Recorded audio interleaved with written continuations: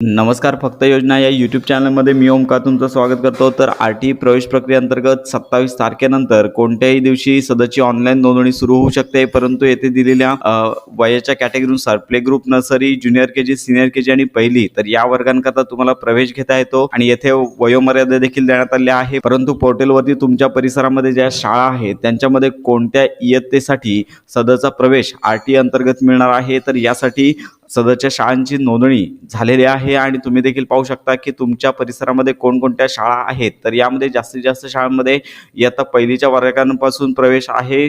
तर यामध्ये play group, nursery, junior KG, senior KG तर यांच्या वर्गांचा प्रवेश जास्तीत जास्त शाळांमध्ये आढळत नाहीये. त्या play group, nursery, junior KG आणि सिनियर केजी या वर्गांकरता ॲडमिशन घ्यायचं आहे तर त्यांनी सर्वप्रथम तुमच्या परिसरामध्ये असणाऱ्या शाळा आणि त्यांच्यामध्ये असणारी उपलब्धता म्हणजेच पाहू शकता की वेकेन्सी डिटेल. तर यामध्ये पाहू शकता की कुठला वर्ग असेल, त्यानंतर किती वयोमर्यादा आवश्यक आहे आणि किती जागा आहे. तर अशा प्रकारे संपूर्ण माहिती पाहूनच तुम्हाला पुढचा अर्ज करायचा आहे. कारण का लक्षात घ्या, सदरच्या आर-टी प्रवेश प्रक्रियेअंतर्गत तुम्हाला फक्त एकदा आणि एकदाच अर्ज करता येणार आहे. यावर्षी जर अर्ज केला तर तुम्हाला पुढील कोणत्याही वर्षी सदर योजनेचा लाभ भेटणार नाहीये. त्यामुळे ही महत्त्वाची माहिती इतरांपर्यंत नक्की शेअर करा.